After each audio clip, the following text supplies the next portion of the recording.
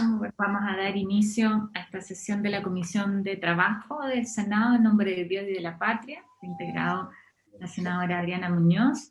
Yo quiero darle la bienvenida a todos los que nos acompañan acá, entiendo que está el equipo del Ministerio del Trabajo, a Jorge Sormó como presidente del Consejo Fiscal Autónomo, están los consejeros también Paula Benavides y Gonzalo Sangüesa, ¿no es cierto? El jefe de estudio, entiendo, Mario Arendt. También a la señora Cristina que nos acompaña habitualmente y a los equipos acá, tanto del Ministerio del Trabajo, a Paula de la Biblioteca. ¿Tenemos cuenta, Pilar? Sí, presidenta. La cuenta consiste en una reiteración de solicitudes de audiencia, primero de parte de la Federación de Trabajadores de Call Center, en que ellos quieren exponer ante la Comisión el estudio que realizaron junto con la Organización Internacional del Trabajo sobre la implementación del teletrabajo y la percepción de los trabajadores y de las trabajadoras. Y también reiteró su audiencia la Federación de Empresas de Turismo de Chile, en que ellos también quieren informar a la Comisión sobre la situación actual de la industria del turismo y el plan de ayuda que ellos han elaborado y hacer una pequeña presentación. Nada más, presidenta. Y sobre ambas solicitudes de audiencia, hemos conversado con los colegas un poco cuál es el itinerario que viene en el tratamiento de la reforma previsional. La idea es que hoy día que vamos a escuchar al Consejo Fiscal Autónomo, esperamos también de parte del Ministerio de Hacienda, de ahí a Germán, poder tener la modelación y los datos que hemos solicitado. Y nosotros tenemos que de aquí al viernes podamos presentar las indicaciones de parte de los distintos senadores y senadoras para tener un consolidado que nos permita el día lunes partir ya con la votación en particular, dedicarnos la próxima semana a eso. Yo creo que podemos revisar y cómo conciliamos tiempo, pero si nos ajustamos a la tarea creo que podemos revisarlo, y retomando después de la semana regional que podamos recibir a las trabajadoras del call center. Me comuniqué con Tamara, creo que el tema de la evaluación de lo que ha implicado el teletrabajo es súper pertinente, de interés de todos los senadores y senadoras de esta comisión, ¿no es cierto? Lo hemos conversado también con la ministra, quien aprovecho de saludar, para que podamos hacer no solamente escuchar, ¿no es cierto?, y recibir los resultados de este estudio, sino también un trabajo más amplio de ver a la luz, además de lo que ha significado la pandemia, una suerte de evaluación de la implementación de una ley que estuvo pensada en otros momentos. Creo que es un tema que podríamos trabajar en sí y partir con esa audiencia, la primera sesión que tengamos después de la semana regional. Y ahí también podemos escuchar a los trabajadores, al sector turismo, que no es menor también la situación en que se encuentran. Independiente de que creo que tenemos que retomar algo que había encabezado muy bien el senador Letelier como presidente de esta comisión, que es el cómo vamos evaluando el impacto de las distintas medidas para la protección del empleo, ¿no es cierto?, a la luz además de algo que ojalá no sea así, pero uno ve que la pandemia nos va a acompañar más tiempo del que proyectábamos, y en condiciones más complejas también para el empleo, a la luz de los nuevos paquetes de apoyo por parte del Ejecutivo. Acordado eso, yo le daría la palabra inicialmente a Jorge de Sormó. Nosotros tenemos hoy día sesión de sala en paralelo, quiero explicar eso también. No sé si escuchaban los timbres, en el caso de los colegas que están desde Valparaíso se escuchaba. Hay una sesión que es relevante, que tiene que ver con la evaluación de la situación de la pandemia y sus impactos, pero hemos solicitado la autorización para sesionar en paralelo, que no es lo habitual, y esta se nos concedió también en forma unánime por la sala, por la relevancia que tiene el proyecto que estamos tratando, la reforma previsional, y por la importancia también de esta mirada que desde lo que tenemos nosotros reconocido en nuestra institucionalidad, ¿no es cierto?, para dar cuenta del impacto que tiene en términos de compromiso para las finanzas públicas, ¿no es cierto?, implica las propuestas que ha hecho el Ejecutivo de aumento del pilar solidario fundamentalmente, y un sistema que para todos, ¿no es cierto?, en la medida que tenga cambio, aquí hablo del sistema de pensiones, tiene que tener también la sustentabilidad financiera. Así que por eso estamos haciendo esta sesión en paralelo, y quiero, me doy algunos minutos para explicarlo, porque para quienes están siguiendo esta sesión que no quede ninguna duda de la prioridad que le asignamos a esta tarea los senadores integrantes de esta comisión. Entonces, sin más introducción, te dejo la palabra, Jorge, y como quieran ustedes también complementar la exposición por parte de los consejeros y el equipo que te acompaña. Muchas gracias, presidenta. Yo quiero partir por agradecer que nos hayan concedido más tiempo para preparar esta presentación en forma adecuada. Somos un equipo pequeño, pero de gente muy valiosa, y bueno, queremos compartir con ustedes lo que hemos preparado. Voy a compartir pantalla porque tengo una presentación que también se las hemos hecho llegar.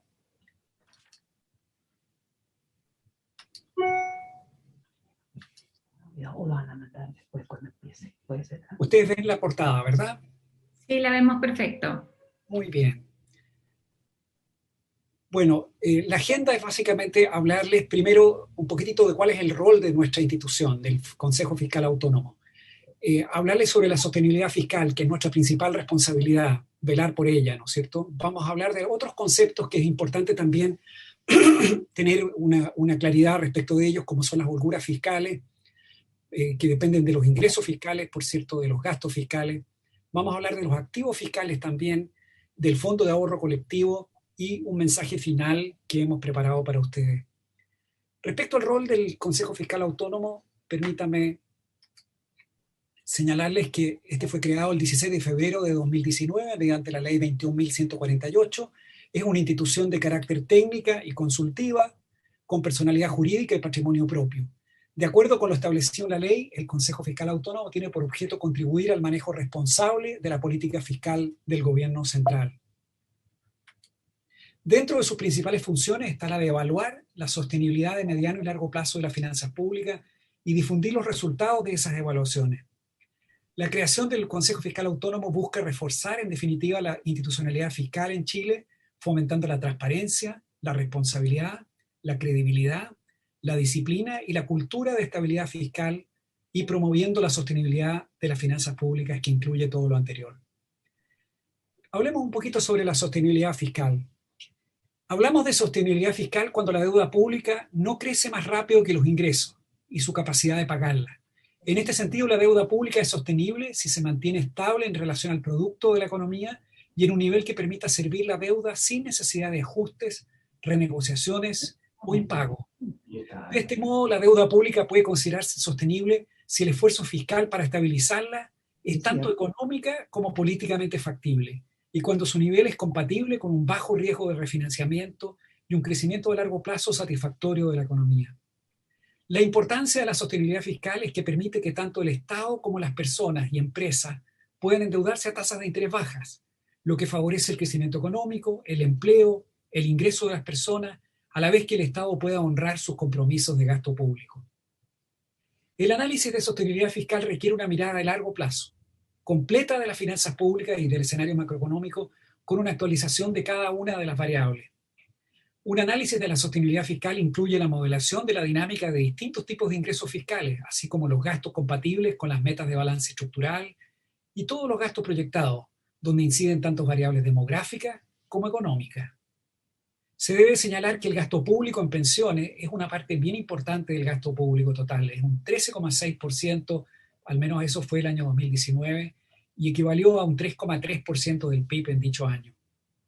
Al mismo tiempo, el análisis de sostenibilidad fiscal incluye la evolución de los activos del Tesoro Público, los pasivos contingentes y otros requerimientos de capital.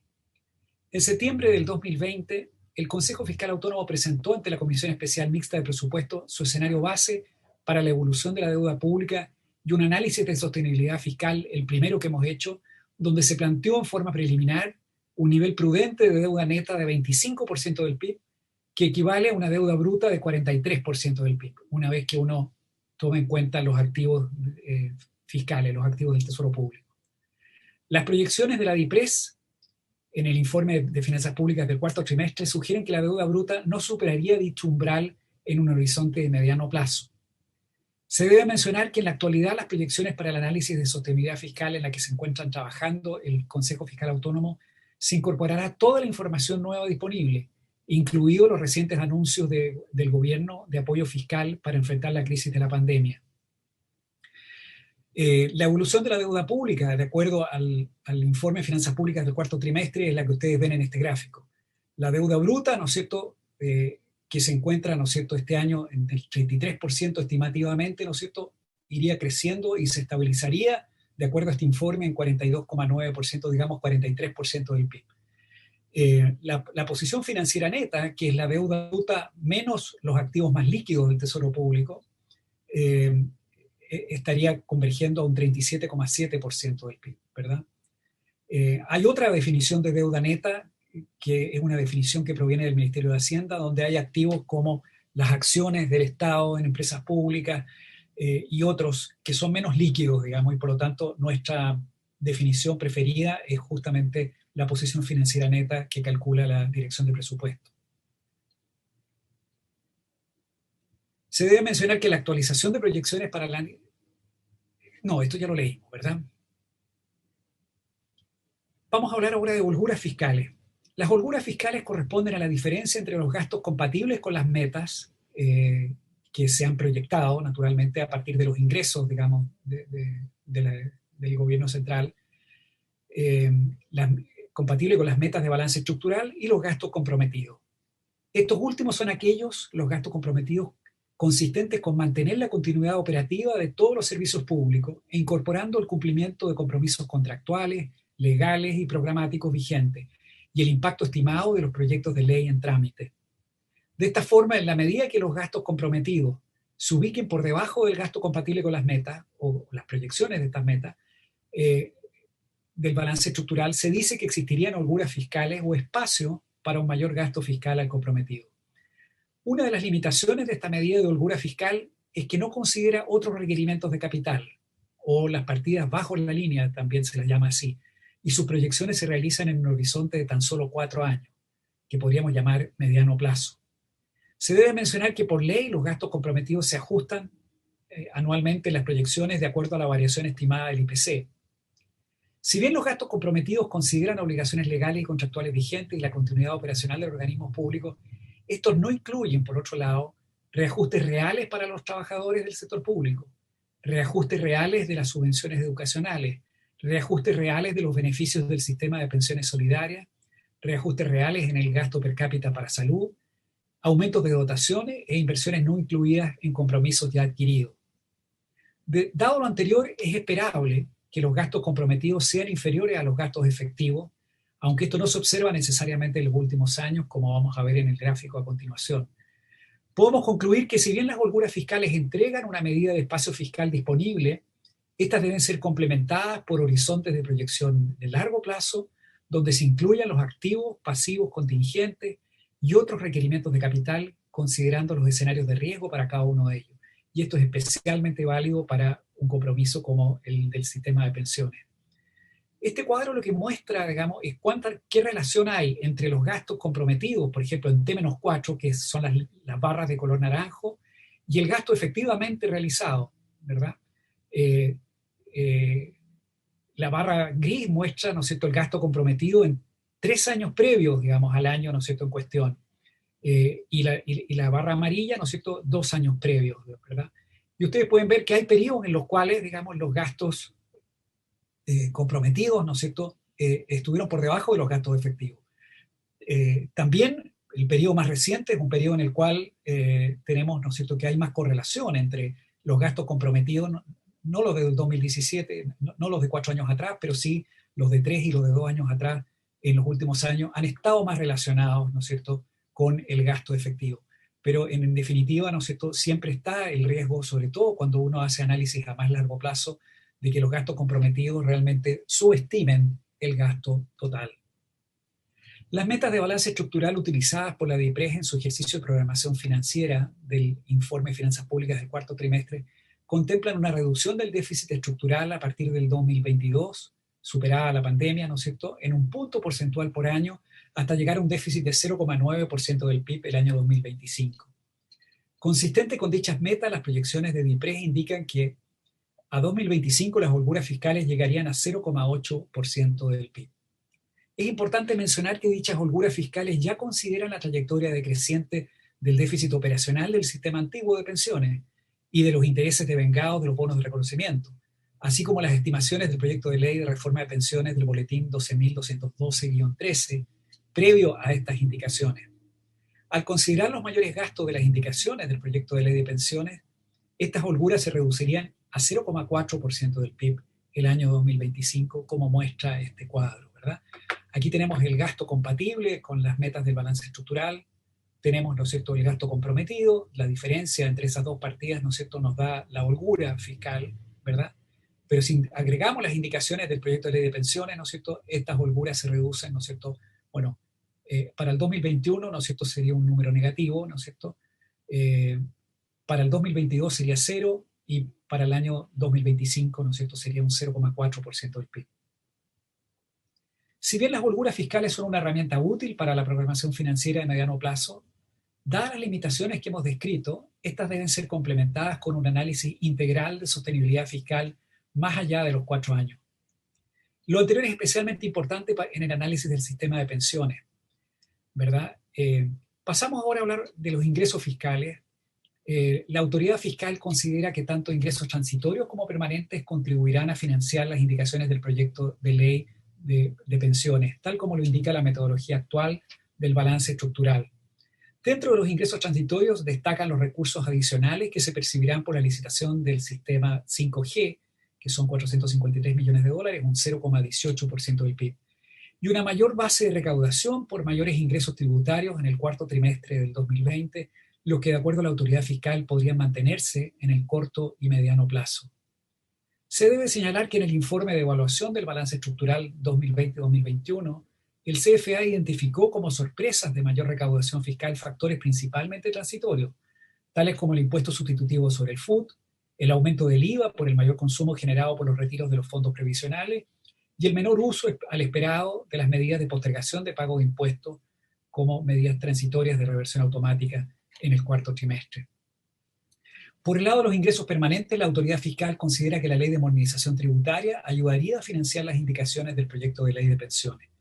Los informes financieros del proyecto de modernización tributaria consideraba una mayor recaudación de 0,4% del PIB este año, el 2021, 0,8% del PIB a 2024 y 0,6% del PIB en régimen, o sea, a largo plazo.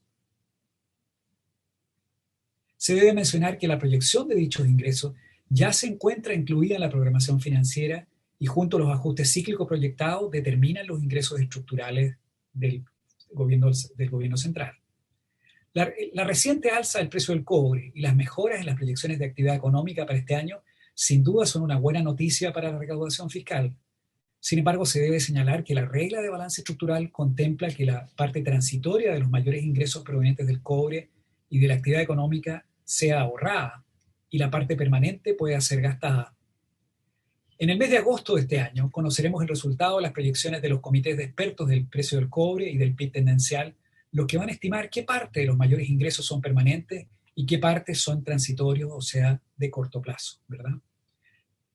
Las proyecciones de los analistas hoy día en Chile, digamos, proyectan, ¿no es cierto?, un crecimiento de 5,3%, ¿no es cierto?, para el año 2021 y uno que promedia alrededor de un 3,5% para el año 2022. Vamos a tener nuevamente proyecciones del Banco Central la próxima semana que posiblemente, ¿no es cierto?, puedan ser un poquito más optimistas que esta. Y el precio del cobre, bueno, ha llegado a un nivel de 4,1 dólares por libra, ¿no es cierto? Lo que no sabemos, ¿no es cierto?, es cuánto de esto es permanente y cuánto es transitorio. Para eso consultamos al comité de expertos que va a ser citado en el mes de agosto. Respecto a los gastos fiscales, ¿no es cierto?, el quinto punto, las indicaciones del proyecto de ley de pensiones consideran un mayor gasto fiscal de 0,3% del PIB este año, el 2021, de 0,4% del PIB en 2025 y de 0,3% del PIB hacia el año 2050, o sea, en el largo plazo. En el horizonte de largo plazo, hacia 2050, decimos entonces, las estimaciones realizadas por DIPRES contemplan mayores gastos por aumento de la cobertura de la pensión básica solidaria, cobertura del aporte previsional solidario, ¿verdad? Entre los dos está el grueso, digamos, de los mayores gastos, el alza en el valor de la pensión básica solidaria a 177.000 pesos y un subsidio a la dependencia, ¿verdad? Y esto aparece descrito en este cuadro, ¿no es cierto? El aumento de la pensión básica solidaria es la barra azul, ¿no es cierto? El aporte de cobertura del APS, ¿no es cierto?, es otro tanto, ¿no es cierto?, ahí está el grueso. También está el aumento de la pensión básica solidaria a 177.000, que es el color amarillo, y finalmente el subsidio de dependencia, digamos, que agrega un 0,02% del PIB adicional. El Consejo Fiscal Autónomo observa que la evolución de los gastos proyectados por DIPRES para el sistema de pensión solidaria muestran una trayectoria a la baja en los próximos 4 años, como porcentaje del PIB, para luego aumentar en el mediano y largo plazo. Dicha trayectoria se observa en el escenario sin indicaciones y en el escenario con indicaciones, aunque en este último el fenómeno se ve amplificado porque se incorporan nuevos beneficiarios. La trayectoria de la evolución del gasto proyectado descrita anteriormente se explicaría porque el aporte previsional solidario de los nuevos beneficiarios en retiro programado se financian con cargo a la cuenta individual hasta agotar esos recursos y posteriormente el Estado deberá financiar la pensión final completa, ¿verdad? Lo anterior releva la importancia de analizar la sostenibilidad fiscal en un horizonte mayor al de la programación financiera de mediano plazo, en especial en materia de pensiones, ¿verdad? Y esto es lo que aparece en el gasto proyectado, ¿no es cierto?, antes de esta indicación y posterior a la indicación, y ustedes pueden ver que esta caída, ¿no es cierto?, es muy pronunciada, digamos, y es básicamente porque se van a usar inicialmente los fondos, digamos, del sistema de pensiones, ¿no es cierto?, del retiro programado para financiar las pensiones y posteriormente, ¿no es cierto?, el fisco se hace cargo de la totalidad del gasto. De acuerdo a la DIPRES, el total de beneficiados con las modificaciones permanentes al sistema de pensiones solidarias se divide en 1.706.737 por el aumento de la PBS, 488.570 por el aumento de la cobertura del 60 al 80% más pobre. De acuerdo a la Superintendencia de Pensiones, sin embargo, el número de beneficiarios que ingresan al sistema de pensiones solidarias por el aumento de la cobertura llegaría a 631.590 personas, lo que se compara con los 488.570 estimados por DIPRES, diferencia que creemos debe analizarse. Por otro lado, el Consejo Fiscal Autónomo observa que, de acuerdo a las cifras proyectadas por DIPRES, el porcentaje de nuevos beneficiarios del sistema de pensiones solidarios, producto del aumento de la cobertura respecto a la población de 65 años y más, disminuiría desde un 20% en 2021 a un 8% en 2060, trayectoria que debería analizarse porque claramente llama la atención, ¿verdad? Esta es la evolución, digamos, de la población de 65 años y más, ¿no es cierto?, como porcentaje de la población, y esta es la evolución de los beneficiarios, ¿no es cierto?, que muestra, ¿no es cierto?, una caída desde alrededor de un 20%, ¿no es cierto?, alrededor de un 8%, digamos, que es una caída muy rápida, digamos, de los beneficiarios. Si bien nosotros en el Consejo Fiscal Autónomo valoramos que DIPRES contemple horizontes de proyecciones de 30 años, dicho ejercicio debería realizarse en un horizonte aún mayor, por ejemplo, de aquí al 2100, con un horizonte de 80 años. Eso es lo habitual en los sistemas de pensiones, de tal forma de apreciar el efecto de la transición demográfica en el sistema. Además, el Consejo Fiscal Autónomo releva la importancia de contar con escenarios alternativos, donde los beneficios muestren un crecimiento real en función de los salarios reales, por ejemplo. La experiencia pasada muestra que cada cierto tiempo los beneficios se ajustan en función de la evolución de los salarios reales, la pensión básica solidaria y el P+, por ejemplo. Finalmente, un análisis exhaustivo para la sostenibilidad fiscal debe considerar los escenarios alternativos planteados en esta presentación. Finalmente, vamos a hablar un poquito de activos fiscales. Respecto al Fondo de Reserva de Pensiones, las simulaciones de DIPRES indican que con porcentajes de retiro del máximo permitido superiores al 70%, dicho fondo llegaría a un valor cero en menos de 20 años, e incluso con retiros del 50% del máximo permitido, su tendencia sería decreciente en el largo plazo. Lo anterior plantea la necesidad de considerar escenarios alternativos donde dicho fondo reciba aportes adicionales de forma tal de mantenerlos estables como porcentaje del PIB. Este gráfico, ¿no es cierto?, que es de la DIPRES, precisamente, ¿no es cierto?, muestra que si se retira, ¿no es cierto?, el 100%, el fondo de reserva de pensiones se agota el año 2029. Si se retira, ¿no es cierto?, el 90%, ¿no es cierto?, el 2031 y así sucesivamente. Incluso si se retira el 50%, ¿no es cierto?, se agota el 60% se agota el año 2043 y un periodo posterior, ¿no es cierto?, si se retira el 50%. El fondo de ahorro colectivo, de acuerdo a simulaciones de la DIPRES, sería sostenible, o sea, tendría un valor mayor a cero en el largo plazo, a partir de una rentabilidad del 2,7%. Esto se compara con la estimación previa de un 2% de rentabilidad exigida. Esta diferencia se explicaría por el efecto de los dos retiros del 10% de los fondos de pensiones. algo que se agudizaría si hubiera un tercer retiro. Se debe mencionar que para alcanzar dicha rentabilidad de 2,7%, que se ubica por sobre la que entregan los activos libres de riesgo, el fondo deberá tener una composición de activos con un porcentaje relevante de renta variable y tener, por cierto, las capacidades para ello. El Consejo considera relevante la construcción de simulaciones estocásticas, o sea, que consideren escenarios de riesgo, de forma tal de analizar la volatilidad y sostenibilidad de este fondo. Al mismo tiempo, se plantea la necesidad de realizar simulaciones con supuestos alternativos de los parámetros definidos en el escenario base del modelo, en particular con supuestos de un crecimiento de los beneficios en función de los salarios reales en un horizonte de largo plazo. Este es el cuadro que muestra la evolución del fondo, ¿no es cierto?, con distintas rentabilidades, ¿no es cierto?, y la rentabilidad mínima que permite, digamos, que el fondo no llegue a cero, ¿no es cierto?, es justamente el 2,7%. Para terminar, queremos dejar un mensaje con ustedes, digamos, el mensaje del Fondo del Consejo Fiscal Autónomo. Esta presentación contiene comentarios preliminares para ayudar en la orientación del debate en materia de pensiones. El Consejo Fiscal Autónomo se encuentra trabajando en la actualización de su modelo para analizar la sostenibilidad fiscal, lo que va a permitir dar una respuesta mucho más completa, digamos, a las consultas de ustedes, lo que va a permitir entonces tener una mirada acabada de las finanzas públicas. Por lo tanto, se debe advertir que el Consejo no puede concluir en términos de una trayectoria insostenible o sostenible fiscalmente, porque para ello se requiere revisar las modelaciones integralmente, incluyendo toda la información nueva disponible, tarea a la cual estamos abocados actualmente.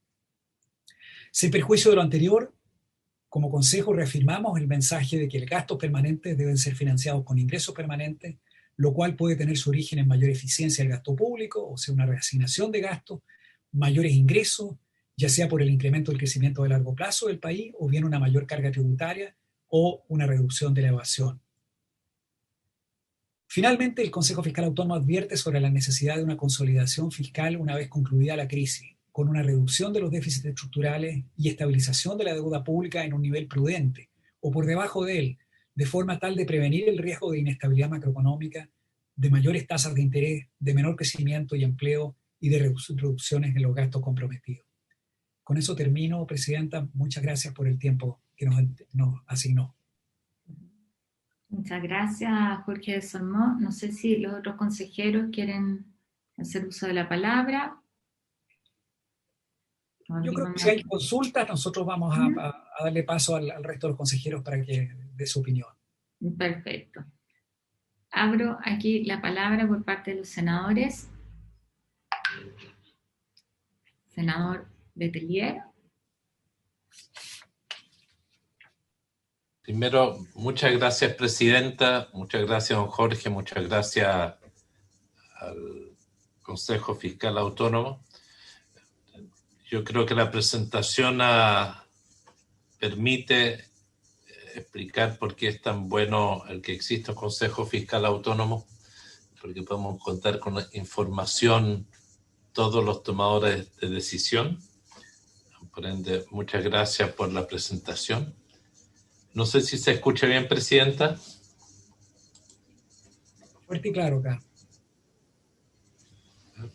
Mire, mis primeras reacciones, porque no tenemos la mirada detenida del texto, es sobre... A nosotros nos expusieron que habían holguras suficientes para financiar esto y que las proyecciones de lo que íbamos a dejar de gastar en pensiones por otros lados eran suficientes para financiar lo que aquí está propuesto. Me queda la duda después de escuchar la presentación que eso sea así. Y me queda la duda porque, más aún porque he escuchado al gobierno usar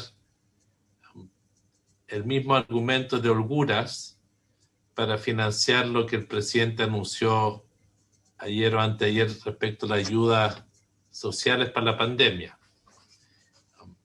No, por ende, mi interrogante es si es que siguen habiendo otros gastos, parece que no es sostenible con las holguras y lo que está proyectado. ¿Es válido decir eso? Porque también el aumento de los precios del cobre no están garantizados que sean permanentes en el tiempo. Es algo que existe más bien en la actual coyuntura y que no sabemos cuánto va a durar. Tanto, no sé si la conclusión razonable es que la sostenibilidad no es tan clara en este momento. Y lo segundo que quiero plantear es sobre la sostenibilidad del Fondo de Ahorro Colectivo Solidario. Se calcula una tasa de rentabilidad que es la condición para que sea sostenible, me imagino que con los beneficios que ahí están establecidos, de beneficios planos del 2 y el 2,7% para hombres y mujeres, o está con la indicación del beneficio de mujeres de 2,5%. No sé qué parámetros usaron. Quería preguntar aquello. Y solamente con la cobertura del 80%. Por ende, cualquier modificación requeriría para su sostenibilidad que sea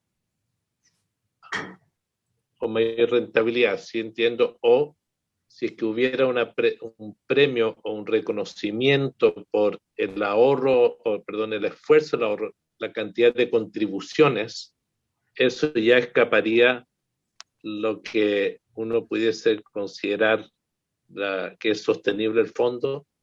No sé si me explico. Uno esperaría que con la reforma la gente comience a cotizar más seguido porque van a haber más incentivos. No sé qué pasa si es que establecemos un sistema de mayor incentivos en el sistema de pensiones, más premios, si sigue siendo sostenible o no. Solo esas dos consultas por el momento, Presidenta. Gracias, senador Letelier. Senador Galilea. Sí, gracias, Presidenta. Bueno, junto con agradecer la presentación que hace Jorge, yo me quedo con una duda que tengo hace rato, que esta modelación indica que en el tiempo la cantidad de personas que estarían acogidos al pilar solidario va cayendo y va cayendo y va cayendo de manera muy, muy considerable.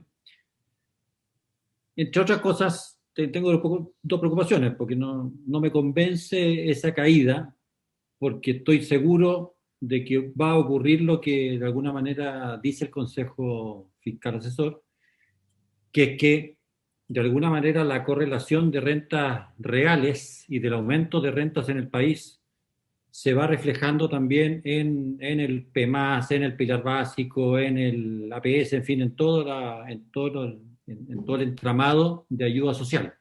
Entonces no puedo creer de que esa curva se comporte de esa manera. Me encantaría saber si existen simulaciones alternativas, si que existen experiencias alternativas en otros países que nos pudieran mostrar un comportamiento que parezca ser un poco más alineado efectivamente a la trayectoria de los salarios reales del país. Esa es la primera cuestión. Y la segunda es que ese mismo fenómeno, me imagino, que tiene un efecto gigantesco en esta tasa de rentabilidad exigida para que el fondo colectivo subsista. Se habla, decía, el presupuesto inicial era un 2% de rentabilidad, con los retiros se aumentó un 2,7%, pero si es que esa curva en el largo plazo no se comporta como está, sino que se tiene alguna relación un poco más permanente con lo que son los salarios reales, el aumento de los salarios reales, esa rentabilidad del 2,7 también me parece que va a ser completamente insuficiente para poder preservar ese fondo en el tiempo. Entonces, yo tengo en este esquema, creo que ahí tenemos que hincarle el diente, ver alternativas reales de cómo se deberá comportar esto en el tiempo, para tener un sistema sustentable. Y por otro lado, el Consejo no hace un análisis, pero nosotros al ministro y en todos los tonos hemos dicho que la reforma tiene que tener, hay que ponerle dientes, como decimos nosotros, a la hora de poder cobrar pensiones. Eso también debiera, si es que le logramos poner dientes y impuestos internos, llega a tener la facultad de poder cobrar, ejecutar y a través de otros saldos, no sé, créditos IVA o cualquier otro impuesto a la renta, que en vez de devolverlo se adjudique a deudas previsionales, creo que ahí también habría que modelar algo que ayudaría y a lo mejor compensaría este otro lado de lo que estoy hablando, porque tal como lo ha dicho Salvador Valdés en todos los tonos, nuestro sistema previsional tiene unos pies de barro enormes a la hora de ser efectivo en cobrar las cotizaciones previsionales. Entonces, yo tengo esas tres dudas que me encantaría que se aclararan o se pudieran aproximar a aclaraciones, por lo menos desde mi punto de vista. Muchas gracias. Gracias, senador. No sé si hay alguien más, los senadores, no veo a las senadoras conectadas. Yo comparto parte de las preguntas que hacen ambos senadores y quiero reiterar también el agradecimiento, Jorge, y a todos los consejeros, a todo el equipo que está detrás de este informe. De verdad que para nosotros es muy importante el garantizar que esta reforma tenga financiamiento permanente, que en eso además, más allá de las reacciones iniciales en la tramitación del proyecto, en esta comisión y en las etapas sucesivas, eso no sea un tema de debate político, sino más bien desde la perspectiva de la seriedad con que nuestro país ha asumido el manejo de sus finanzas públicas, ¿no es cierto?, que podamos tener todos tranquilidad.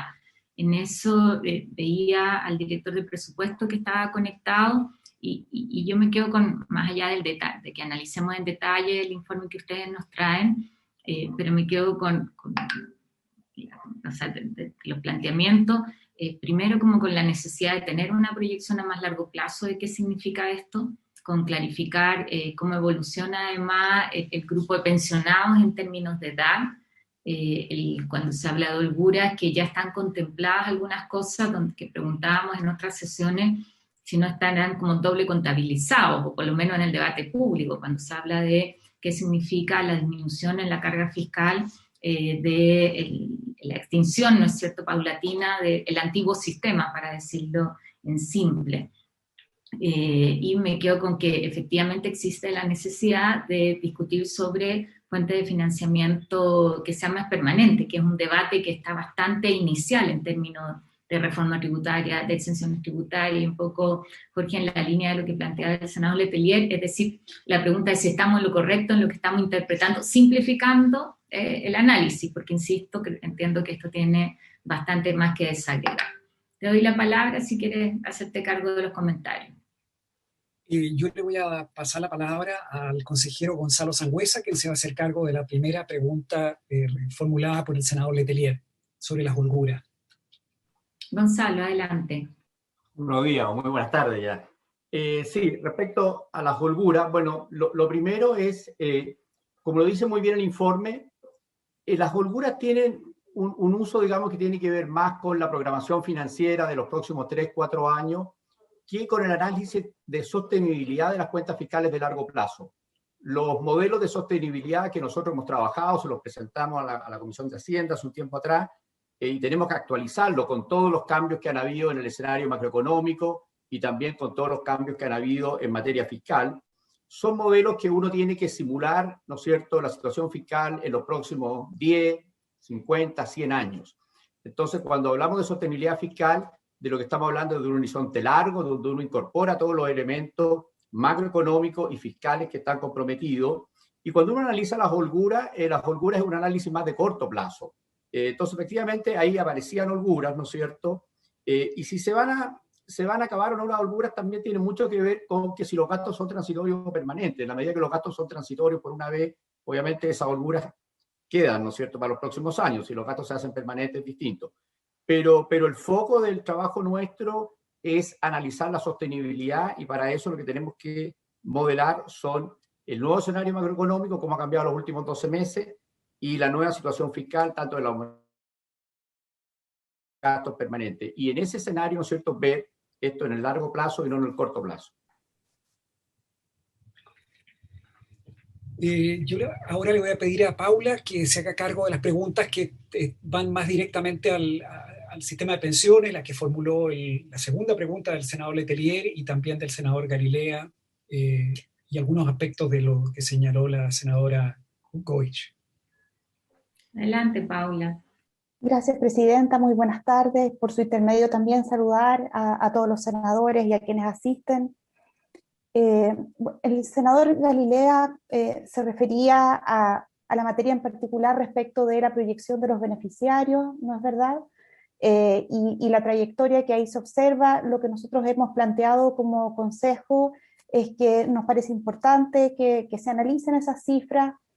Pueden haber distintas razones por las que eso esté ocurriendo, y por lo mismo nosotros hemos planteado que es importante, es relevante que se generen escenarios alternativos, en línea, ¿verdad?, como decía el presidente, con la evolución de las variables reales, de los salarios reales. Esto afecta, por supuesto, por el lado de los supuestos del pilar solidario, de la PBS, de la PMAS. Históricamente, lo que nosotros hemos visto en el pasado, cuando teníamos la pensión asistencial o la garantía de pensión mínima, es que si bien la ley, ¿verdad?, las define reajustándose por IPC, en la práctica lo que va ocurriendo a lo largo de los años es que se van nivelando con salarios reales. Y sobre esa materia, en la experiencia internacional, lo que conocemos al menos es lo que hacen los países de la Unión Europea cuando elaboran sus reportes de envejecimiento y los efectos que esto tiene, donde en general para los beneficios que son beneficios mínimos o beneficios básicos, piden que se generen estos escenarios con una evolución en línea con los salarios reales en la mirada de largo plazo. En ese sentido, lo que nosotros hemos sugerido es la necesidad de que se elaboren estos supuestos alternativos para complementar y poder tener una mirada más integral del análisis de sostenibilidad en el contexto del largo plazo. Eso también afecta a la consulta que realizaba el senador Letelier, y por lo mismo está una sugerencia en la misma dirección al Fondo de Ahorro Colectivo Solidario, ¿verdad?, donde los beneficios que ahí se evalúan están establecidos en UEF. Por lo mismo hemos sugerido que pudiera contarse con escenarios alternativos sobre la evolución de esos parámetros. Nosotros lo que analizamos fueron las cifras proporcionadas por la Dirección de Presupuesto en base a las indicaciones que se han presentado, ¿verdad?, con los valores de los parámetros que están ahí contenidos. Con eso yo creo que abordo los puntos principales que se consultaron. Muchas gracias.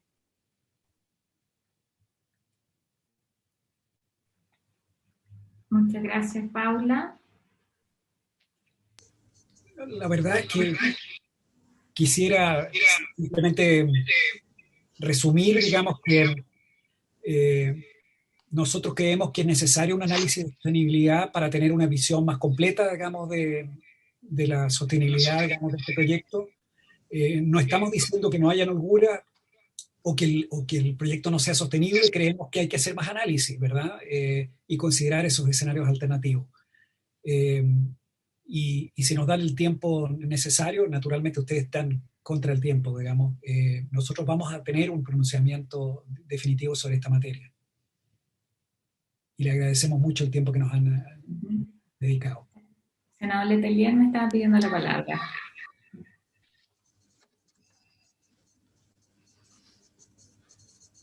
Presidente,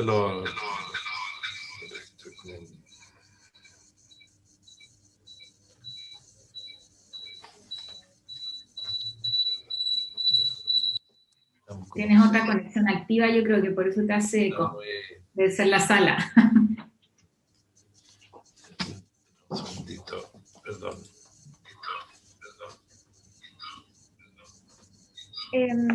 Presidenta, yo también aquí, si hay alguna oportunidad. Por supuesto, ministra.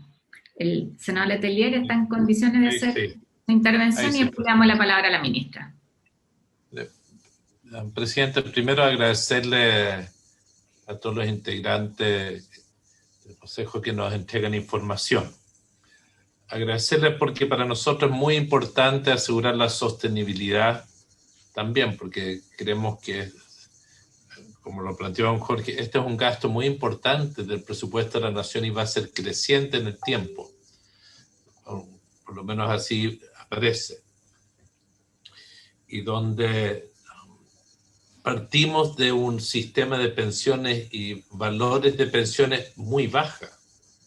Es decir, lo que estamos estableciendo como garantía es estar a nivel de pobreza bastante bajos, 177.000 pesos para la pensión básica solidaria. Y estamos cubriendo, vamos a cubrir el 80% de la población con esta propuesta del Ejecutivo que todos valoramos mucho. Pero es en la otra variable que es donde yo tengo una inquietud respecto al pilar solidario, que es el aporte previsional solidario, donde probablemente necesitamos profundizar su lógica, sus características, porque el Ejecutivo en su propuesta ha planteado de que para los que hoy tienen APS y que van a recibir un beneficio del Fondo de Ahorro Colectivo Solidario, el Estado va a ahorrar parte de esos dineros. Y eso nos preocupa a nosotros.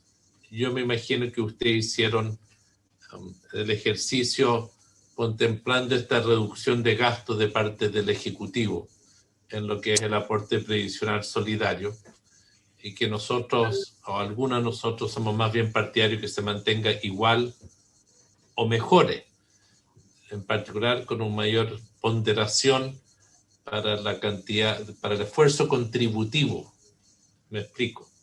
El modelo que propone el gobierno propone beneficios planos para todos, sin importar si han cotizado 12, 15, 20, 30, no, después de cierto inicio, es parejo el beneficio. Y por desgracia, para aquellas personas más vulnerables que tienen menor estabilidad en el mercado de trabajo, no reciben ningún beneficio.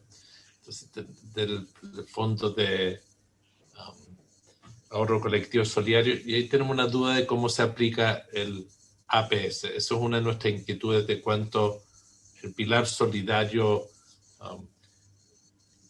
cómo asegurar que tengan buen financiamiento. Eso es parte de nuestra inquietud porque sentimos que hay que mejorar el diseño que tiene.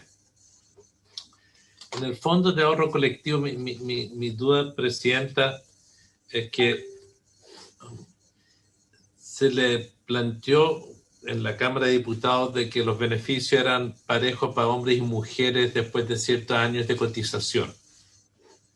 Y se agregó la garantía de sueldo mínimo si tienen 30 años de cotización, que son los únicos beneficios garantizados para, entiendo que con eso se modeló, ustedes pudieron ver la modelación. Si que se agrega cualquier otro beneficio, ¿sería necesario que la rentabilidad fuera más alta? Es parte de mi pregunta. Porque pareciera que los beneficios de un pilar de seguridad social deberían ser mayores. Esto entiendo que ustedes plantean, es sostenible con el aporte del 2,8% que va a hacerse de los empleadores al Fondo de Ahorro Colectivo Solidario. ¿Esa tasa es razonable, es baja, es alta? Es para tener ciertos parámetros para el debate que vamos a tener próximamente. Gracias, senador. Le vamos a dar la palabra a la ministra. Muchas gracias, señora presidenta. Bueno, saludar a todos los consejeros. Tengo una pregunta que es súper concreta, porque en la presentación que nos hizo el presidente del Consejo plantea que la tasa de interés que se está utilizando en la propuesta es de un 2,7 y que sería muy elevada, o que podría ser elevada. Entonces, la pregunta bien concreta es, ¿cuál es la tasa que usted considera que debiera de usarse para poder calcular estos beneficios, considerando en el fondo la proyección y la sostenibilidad, y si es necesario hacer ajustes a esta tasa, considerando los retiros que ya se han verificado? ¿Es una pregunta que me hacen a mí? Sí. Bien directa. Sí. Bueno, la verdad es que esta es la necesario, calculado por DIPRES, para que el fondo no se agote. No es una tasa de interés, digamos, que se pueda cambiar, digamos. O sea, hoy día, dado la situación de los 2 retiros de los fondos previsionales, digamos, se requiere una rentabilidad mayor del fondo para que éste pueda realmente mantenerse en el tiempo. Y nuestro comentario es básicamente que esa es una rentabilidad relativamente alta, que va a significar la necesidad de tener que invertir esos fondos, una parte en renta variable, y significa que hay que tener las capacidades para hacerlo, y naturalmente que va a significar mayor riesgo, y por lo tanto hay que hacer análisis, estimar las posibilidades de crisis financiera, ¿verdad? En plazos largos eso puede ocurrir, pero la verdad es que yo entiendo que el número del 2,7% no es un parámetro que se pueda modificar. Es la rentabilidad que exige el fondo hoy día, dada la realidad del sistema de pensiones. Y que además aumentó, por lo menos lo que planteó el director de presupuesto, ¿no es cierto? Lo que nos planteó Hacienda antes de los retiros era más baja y quedan 2,7 por retiro. Perdón, es que lo que pasa es que mi pregunta era justamente para saber cuál considera que debiera ser una tasa que fuera la razonable para haber calculado estos beneficios. Si es que es razonable exigirle al fondo una rentabilidad, una tasa de interés de un 2,7, o si lo que se debiera hacer es considerando una tasa de interés que sea menor y más o menos de cuál es ese monto menor. Bueno, la renta fija hoy día, digamos, entrega rentabilidades que son considerablemente menores que el 2,7, ¿no es cierto? Incluso tomando un poquito más de riesgo con bonos privados, digamos, yo creo que se pueden obtener rentabilidades un poquito mayores. Me gustaría aquí darle la palabra, porque tenemos un experto financiero en el Consejo, que es Gonzalo Sangüesa, y me gustaría, digamos, que él participara, digamos, en esta respuesta. Gonzalo. Sí, a ver, este es un tema que comentamos en nuestras reuniones, digamos, y 2,7, si uno ve la combinación de activos que tiene el fondo C, por ejemplo, si uno pensara que esto se manejara con el riesgo del fondo C, uno podría proyectar, digamos, que 2,7 es una tasa razonable, promedio, que uno puede alcanzar. Pero lo que nosotros planteamos, y nuestro presidente estaba comentando, respecto a lo que uno tiene que hacer para analizar la sostenibilidad, es que tiene que aplicar shock. O sea, cuando uno modela, ¿no es cierto?, a 10, 20, 50 y 100 años, uno tiene que aplicar shock y tiene que ver qué pasa si uno, de aquí a 10 años, por ejemplo, tenemos una crisis financiera mundial. Nunca lo vamos a ver, ¿no es cierto?, hasta que estemos en la crisis. Entonces, uno no solamente importa la tasa del 2,7, que como les digo, si uno considera que esto se maneja con el riesgo del fondo C, es una cosa que se puede alcanzar. Lo importante es que podamos moderar y ver qué pasa en los shocks cuando tiene una crisis financiera. Sabemos que una crisis financiera son transitorias, pero uno puede pasar 1 o 2 años, ¿no es cierto?, con rentabilidades negativas, y tenemos que ver entonces cómo se comporta este fondo de ahorro colectivo en esos escenarios de crisis. Por eso es que creemos tan importante poder hacer el análisis con el modelo de sostenibilidad para tener todas esas simulaciones. Gracias, Gonzalo. Yo quiero dar la palabra al director de presupuesto. Matías, hay 2 cosas acá. Una, este planteamiento de la necesidad de hacer modelaciones en distintos escenarios, ¿no es cierto?, en supuestos alternativos. Ustedes toman una opción que es la que presentan. Yo quiero plantear esto también en perspectiva de la discusión que estamos haciendo. Esto después va a Hacienda y es una comisión que habitualmente pone énfasis mucho más en estos aspectos, pero creo que es necesario por la garantía de plazo más largo, ¿no es cierto?, cuando estábamos hablando de pensiones, ponerse en distintos escenarios, además porque se cruza con otras discusiones. Y aprovechando que le doy la palabra al director de presupuesto, también para esta sesión habíamos contemplado el que nos pudieran traer cierta información, ¿no es cierto?, detalle, cómo estaba programado el financiamiento, qué pasa si uno aumenta, o sea, qué implica aumentar del 80 al 90% en el caso de la pensión básica solidaria. Entonces también aprovechar que pueda hacer uso de la palabra sobre esos temas. Matías. Muy bien, gracias, senadora. Saludar por su intermedio a todos los miembros de la comisión, al presidente del Consejo Fiscal, a los submiembros, a todo el staff de apoyo que siempre lo acompaña. Voy a partir por lo segundo. Nosotros enviamos la información a la Secretaría, espero que lo hayan recibido. Sería bueno que quizás la analizaran, o sea, la vieran, digamos, la revisaran, y no sé si esta es la sesión para poder explicarla en el detalle, porque es bastante técnica, digamos, pero la información está tal cual como nos comprometimos. Hay una parte de la simulación que nos falta, que es el punto 4 de la solicitud, que era, entiendo que era modelar esto sin considerar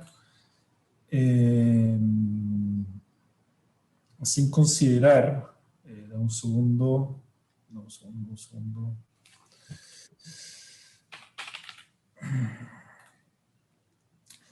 el costo de incrementar la cobertura del pilar solidario del 80 sin reforma al pilar contributivo.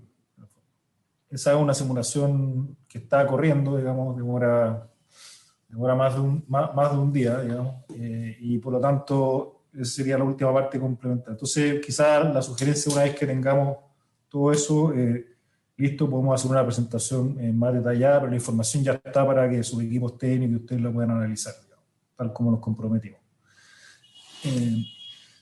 Lo segundo es que es agradecer la presentación del Consejo Fiscal. La verdad que hemos tenido 2 semanas de arduo trabajo junto a ellos, con los equipos técnicos, con el Consejo Fiscal, en reuniones de largas horas, y yo sé que también ellos han trabajado muchísimo en esto, así que solamente agradecer esa presentación. Creo que todos los puntos son discutibles. El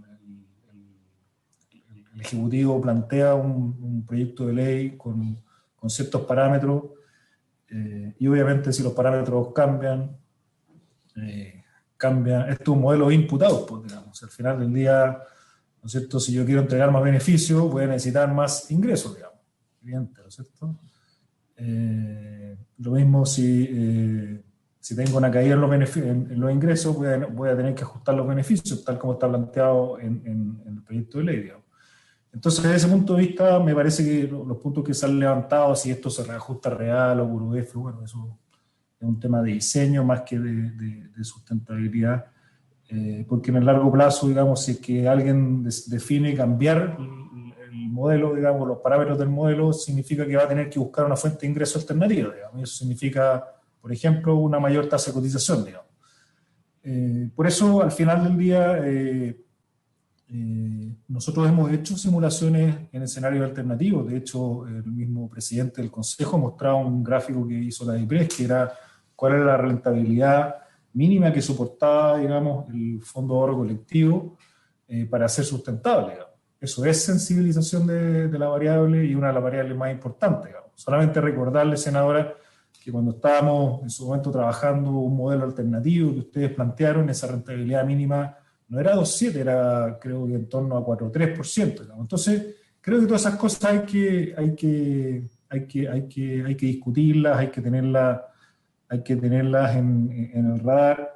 Me parece que una rentabilidad de 2,7, como tal mencionaba el consejero Sangüesa, no es una rentabilidad, digamos, por decirlo así, inalcanzable, pero y se pueden hacer, digamos, distintos shock, digamos, de cómo afectaría, digamos, 2 o 3 shocks durante 100 años, digamos, la rentabilidad o la sustentabilidad del modelo. Todo eso se puede hacer, digamos. Al final del día, todas las variables, digamos, son sujetas, digamos, de estrés, digamos. Pero lo que sí hay que tener en cuenta, senador, y aquí creo que es importante transmitir la atención, que los parámetros que estamos presentando hoy día esos son los parámetros. 2 UF para los hombres, 2,7 UF para las mujeres, 0,04 por año de utilización, el tope de 11,1 UF equivalente hoy día al salario mínimo, etc.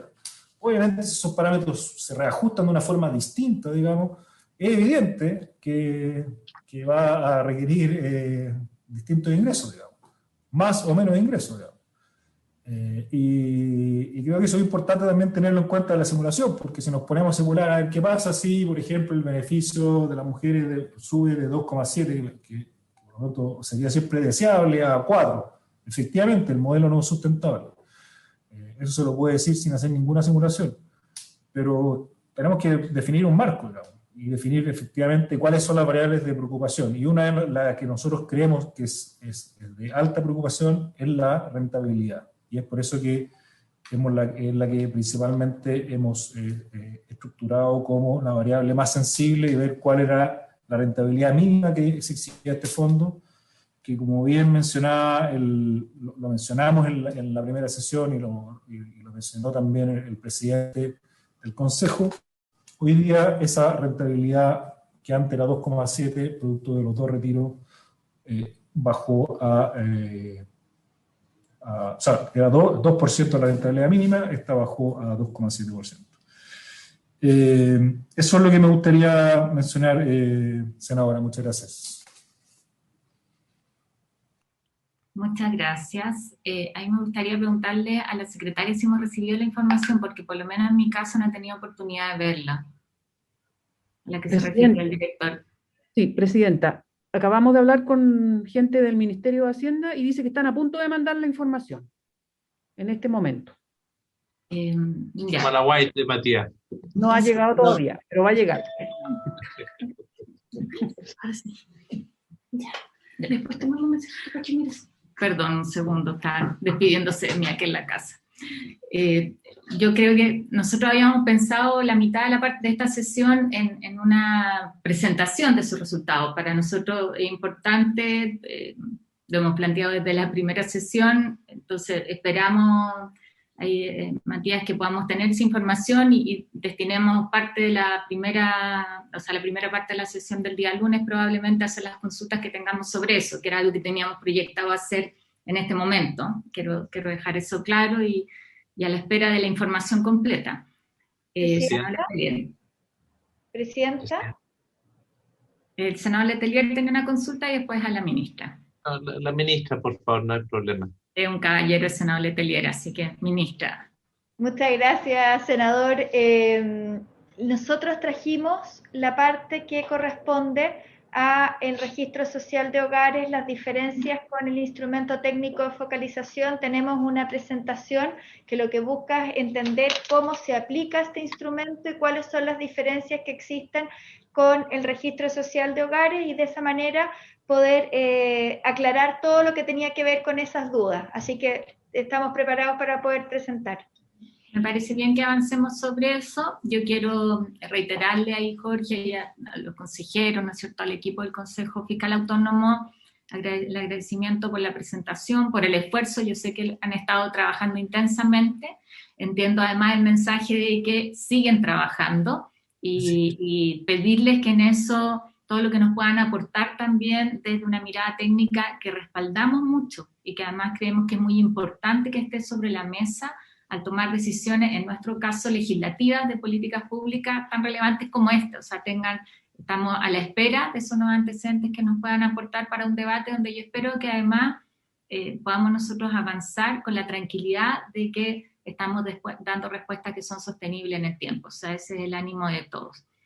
Vamos a avanzar con lo otro, yo los dejo liberados, y si quieren escuchar el resto de la discusión que tiene que ver con el instrumento técnico de focalización en materia de pensiones, también bienvenidos a seguir conectados. Muchas gracias, presidenta. Ha sido un agrado acompañarla. Muchas gracias. Y le damos la palabra al senador. Mire, yo quiero, antes de la presentación de la ministra, quería una consulta sobre lo que se presentó. No sé si los del Consejo nos pueden ayudar en esto en un punto en los estudios que van a seguir haciendo. El director del presupuesto, y yo creo que todos estamos de acuerdo en que fortalecer el pilar solidario es un esfuerzo fiscal y todos queremos que se haga. Y por tanto, yo creo que eso no es la discusión si queremos que se haga el aporte del pilar solidario. Sí queremos la sustentabilidad. Yo no sé si pueden ayudarnos, que es una de las consultas del director del presupuesto y también a Consejo Fiscal, ¿qué significaría que aumente la cobertura del 80% al 90%? Porque la verdad la diferencia del ingreso per cápita en ese tramo no es tan sustantivo como lo es después del 90% del tramo, va a ser un poco lo que nos va a mostrar la ministra. Pero este es un tema. Y en el Fondo de Ahorro Colectivo Solidario, yo tenía una opinión en el pasado que es distinta a la que tengo ahora, quiero reconocerlo, y que dice relaciona a partir de qué momento uno debería recibir beneficios. A mí lo que me ocurre es que con el Fondo de Ahorro Colectivo Solidario que propone el gobierno, la gente cuyos empleadores han contribuido 10 años por ello, u 8 años, dependiendo del parámetro que tengamos, no reciben nada. Y por ende los pobres terminan subsidiando, o los que tienen menos estabilidad laboral, terminan subsidiando a los que tienen más estabilidad laboral y que normalmente son personas de ingresos mayores.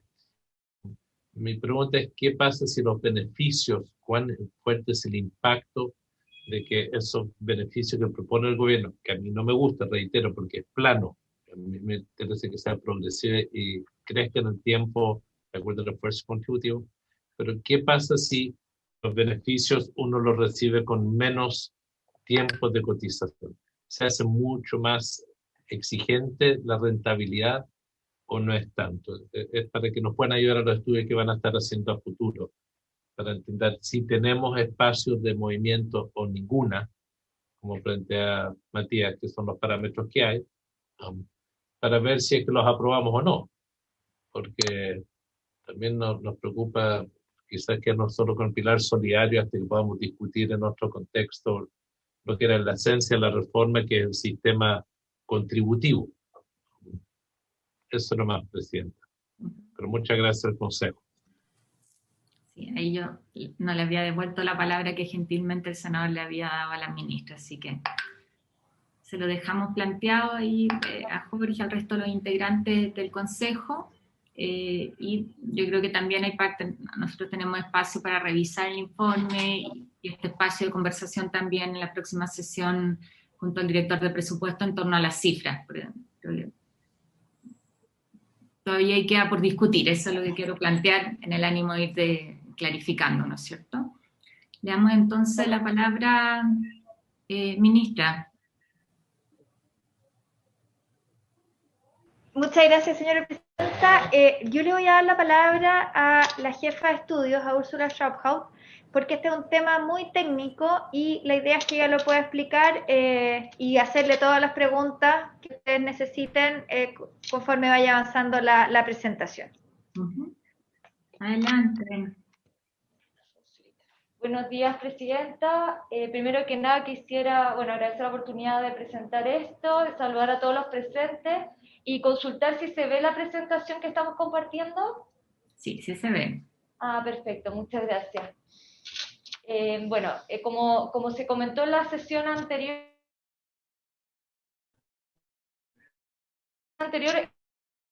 estamos en conocer un poco más sobre el Instituto de Organización Práctica de este registro social que usa el Ministerio de Desarrollo Social para asignar varios de los beneficios sociales que entrega el gobierno. Entonces, primero vamos a revisar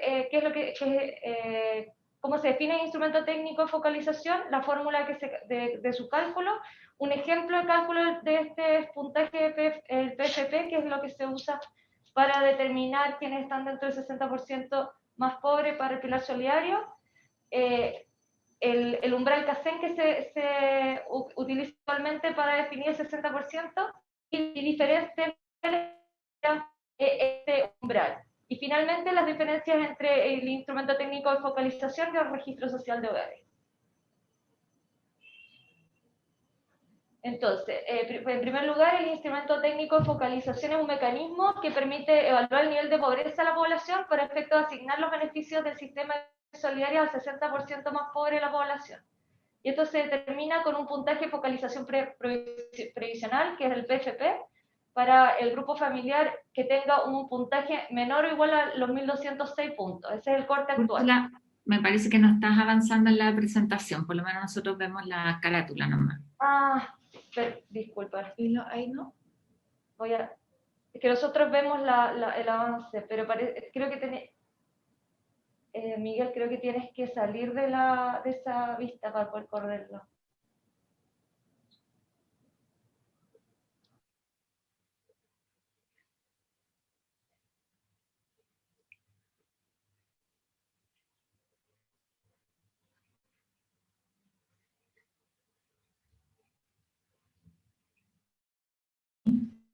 ¿Está avanzando? Sí. Perfecto. Bueno, el corte son los 6 puntos. Identifica 60 pobres. Este que es la fórmula que les voy a explicar a continuación. Encuesta CACEN. La última encuesta que tenemos actualmente es la CACEN del 2017. Entonces esta encuesta se usa para fijar este corte y luego con ese corte se evalúan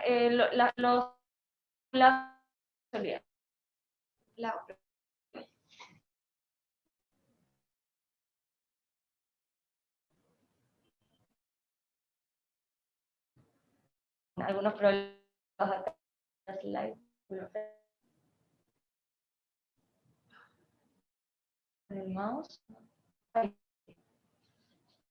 Entonces, como la fórmula de cálculo de puntualización es un poquito complejo, la única que cambió esta fórmula fue el 2017 y se incluyen en la fórmula la capacidad generadora de ingresos, que es una estimación de lo que la persona puede ganar dadas las condiciones de no contrato, de su edad y su sexo, y algunos otros variables. Y esto se multiplica por un ponderador que de hecho es uno menos el ponderador de ingresos laborales, luego se suman también los ingresos laborales por este ponderador, que lo voy a ir explicando con un ejemplo para que sea más claro. Finalmente, ingresos permanentes, que son los ingresos de pensión y también ingresos de capital. Luego se multiplica por un F, es el puntaje de corte vigente, son los 1206 que les mencioné anterior, y se sigue por el umbral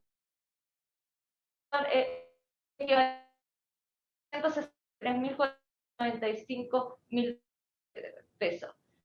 Esto da un a 0,004 y lo que hace es cambiar la suma de los ingresos para llevar y poder comparar el grupo familiar el umbral. Ahora un poco vamos a mostrar un cálculo de un ejemplo específico porque es mucho más cómo funciona este instrumento. Entonces, de 65 postula para recibir el pilar solidario y familiar tiene una esposa. Acá para recordar el familiar que se considera para este instrumento, el postulante es el mayor de 65 años, sus menores de 18 años, menores de 24 si estudian. Acá la gran mayoría de postulantes simplemente a un cónyuge, como son mayores, los hijos son de mayores de edad y poco viven con ellos. Voluntariamente el postulante a la madre o padre de sus hijos que no comprendió la categoría, a los hijos inválidos mayores de 18 y menores de 65, y a los beneficiarios que son mayores de 65. Entonces, podrían incluir, en general, no voluntariamente también puede este presupuesto por delante del grupo familiar, puede excluir a cualquiera de ellos. Entonces, comencemos acá un poco con este caso, viendo cómo se calcula este PFP. Entonces, este es un grupo de 2 personas, entonces se suman los ingresos de las 2 personas, y partamos con la capacidad general. Esta es una variable de entrega de social y según variables de educación, sexo, edad de la persona, y se llama una potencialidad de ingreso. Este ingreso lo entrega desarrollo social con el valor a la fecha que se calculó, y el IPS lo transforma a los pesos de 2019, que es los pesos a los que está el umbral. Entonces, en este caso, por ejemplo, El CGI para el hombre de 65 años es 0 porque se calcula el CGI 0, o sea, no se calcula una capacidad de generar ingresos para todos los mayores de 65, y en el caso de la mujer se estima en 145.451 este ingreso estimado. Es importante también que las personas que están a pensionar, este ingreso se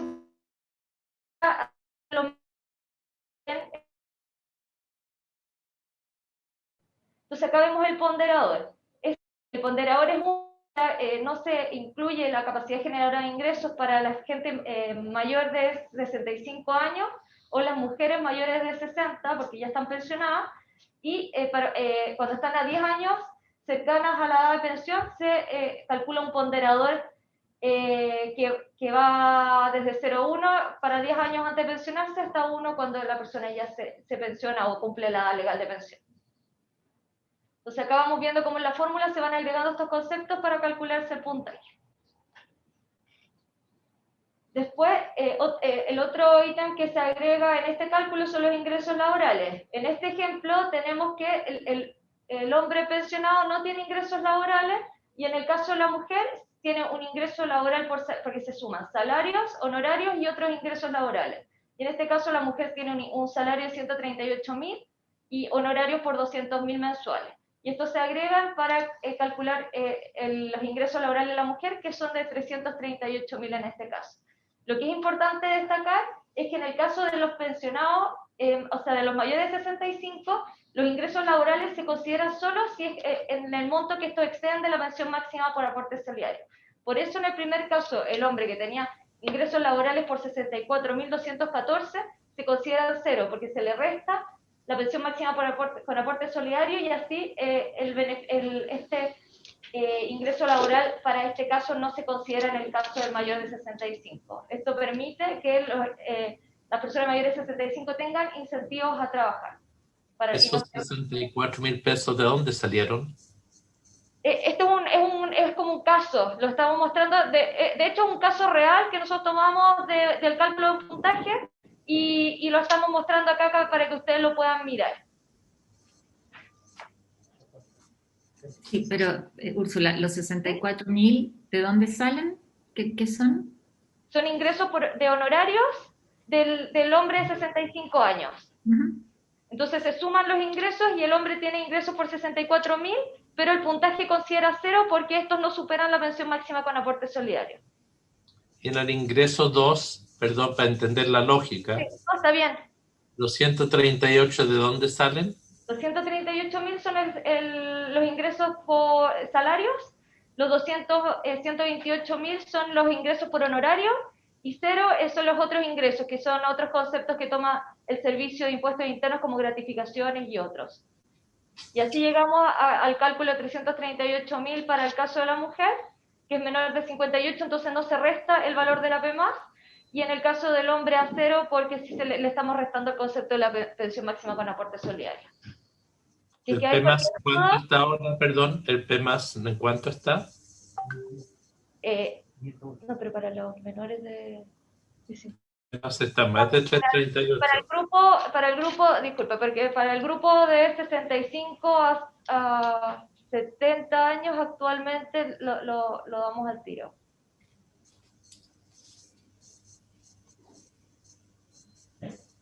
Porque actualmente está dividido por tramos de edad.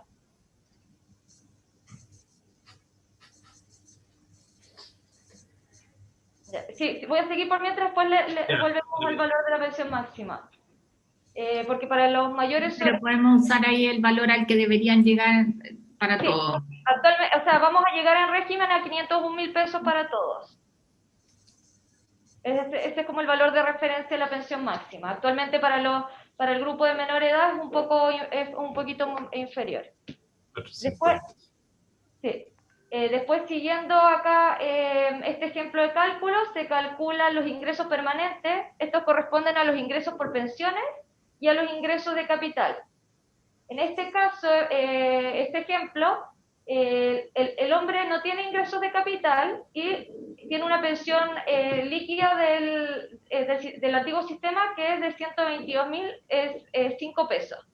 y esos son sus ingresos permanentes. Y en el caso de la mujer, como no es pensionada y no tiene ingreso de capital, los ingresos permanentes son 0.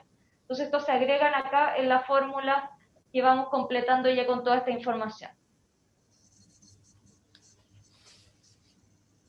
Y ahora... ¿Puedes volver al anterior solamente para hacerte una pregunta, por favor? ¿Sí? Acá en los ingresos, donde la mujer tiene 338 y al hombre le pusiste 0, si es que él tenía los ingresos de estos 64.000 pesos honorarios, si hubieran sido por sobre la PMAS, o sea, sobre los 501, para simplificar, sí son contemplados. Sí, pero solamente la fracción que excede la pensión máxima con aporte solidario. Por ejemplo, si hubieran sido 600.000, se consideran 100.000 pesos. Ya, gracias. Entonces acá continuando nos falta construir otro concepto que se usa en la fórmula, que es el índice de necesidades. Este índice toma el número de personas del grupo familiar y también requiere la construcción del factor de dependencia ajustado. Y este factor lo que toma es si es que el nivel de dependencia que tiene la persona, que son, esta tabla muestra son 4 que se consideran: sano, autovalente, dependiente leve, dependiente moderado o dependiente severo. Esto se toma de lo que informa el registro social de hogares de la persona, y también se considera la edad de la persona para hacer un factor de ajuste ajustado, que a mayor edad se supone que las necesidades del hogar también son mayores. Entonces, ahora calculando este índice de necesidades para el caso que les estábamos presentando, las dos personas son sanas, no tienen un nivel de dependencia, por lo que este valor es 1, y se ajusta por un ajuste de escala, siendo que en el fondo son 2 personas, pero se supone que al haber una cierta escala en el hogar, el índice de necesidades cae a 1,7. Entonces ahora todos estos conceptos de ingresos que hemos ido sumando, que son 421.806, se dividen por el índice de necesidades que calculamos ahora, que es 1,7 para este caso, y con eso nos da un nivel total de este puntaje de 248.122 pesos, y que lo transformamos a puntaje usando el factor de transformación, y llegamos a un puntaje de 1.136. Es decir, en este caso, el grupo familiar tiene un puntaje menor a 1.206 y por tanto califica dentro del pilar solidario. Acá podemos mostrarles cómo va cambiando este umbral en pesos. Recuerden eso sí que no es estos pesos no son equivalentes para todos, porque se consideran todos estos conceptos como el índice de necesidades, pero es un umbral en pesos equivalente. Para el 60% más pobre, el corte actualmente es 263.405. Y acá podemos ver si es que se sube la focalización hasta el 80% más pobre, el umbral llegaría hasta los 409.771 pesos. Y bueno, y ahí también está, que era un poco lo que ustedes habían solicitado, el umbral en el decil 9, y ahí pueden ver que efectivamente desde el 8 al 9 hay un salto bastante importante, y ahí el umbral llega a 593.450 pesos.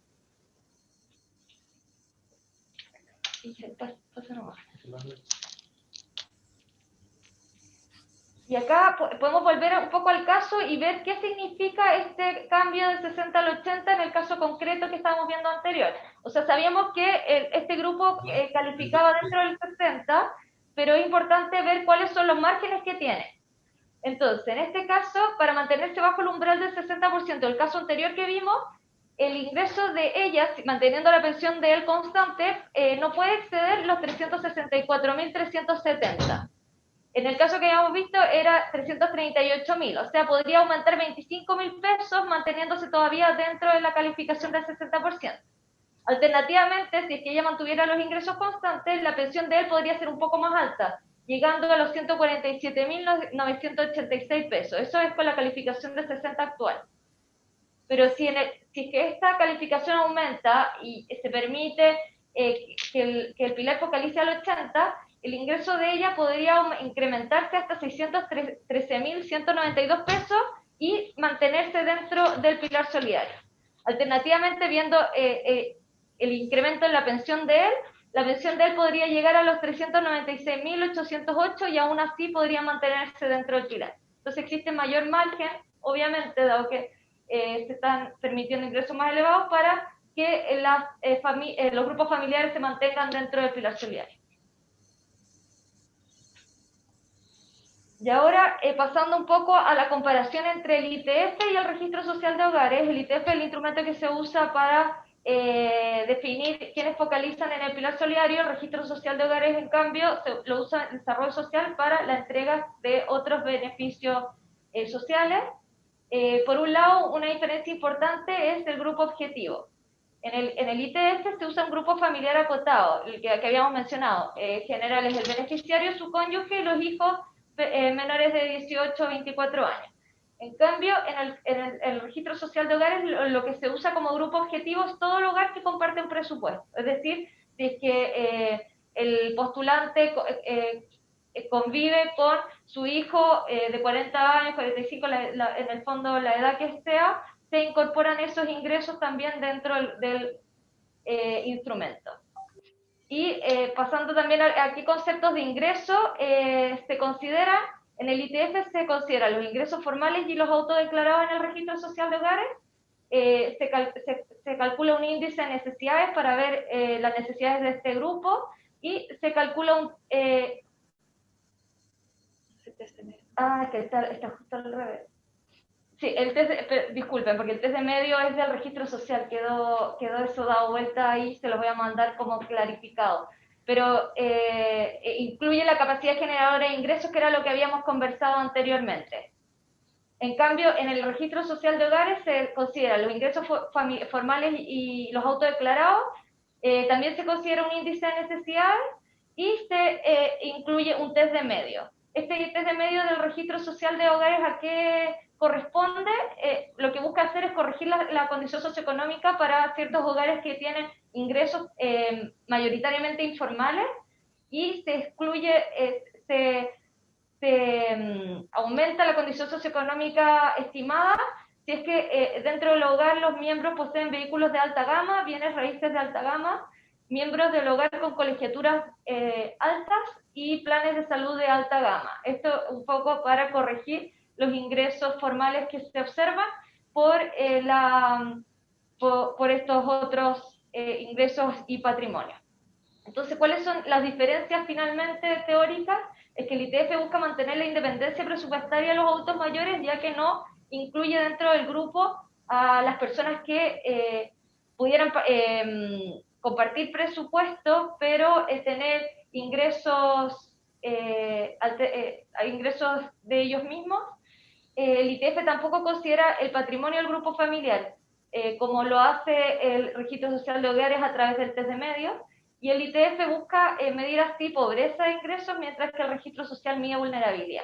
Entonces, podemos ver que ambos conceptos son algo distintos, aunque tienen muchas cosas en común.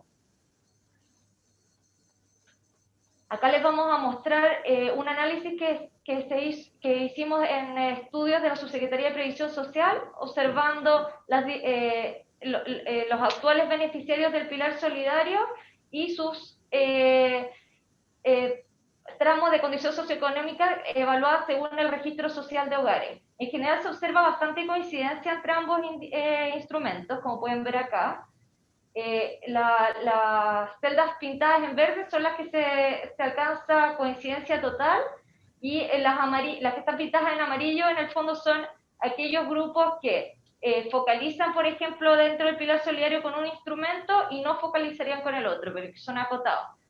Por ejemplo, vemos acá que el porcentaje que califica dentro del 60 con el PFP, pero no con el Registro Social de Hogares, es un 8,5% de los beneficiarios. Es decir, si se cambiara el instrumento al registro, este 8,5 queda sin focalizar. En cambio, los que califican dentro del 60 con el registro social, pero no con el PFP, son 0,43%. Acá igual es importante mencionar que este análisis se hace con el grupo que es actualmente beneficiario del Pilar Solidario, entonces entraron con el instrumento. Entonces, es un poco consistente que sea también, que haya muy pocos que no cumplen actualmente con el instrumento. Es un grupo muy pequeño.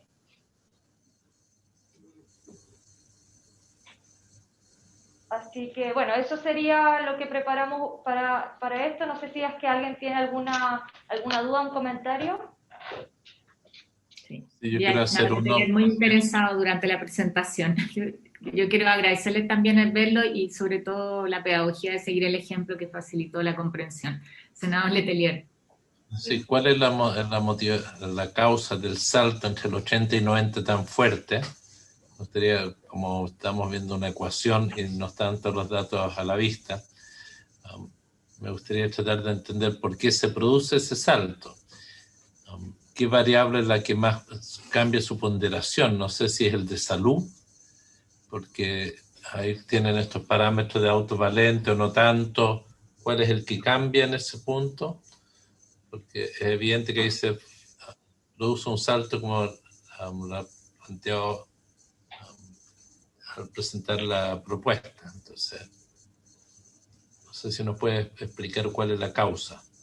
Sí, acá la causa mayoritaria son la distribución de ingresos, que en general se encuentra más concentrada en estos grupos, en los primeros deciles, y ya en el fondo nosotros tenemos en el decil 9 y llegando al 100, ingresos mucho más altos porque estas concentraciones en los primeros deciles.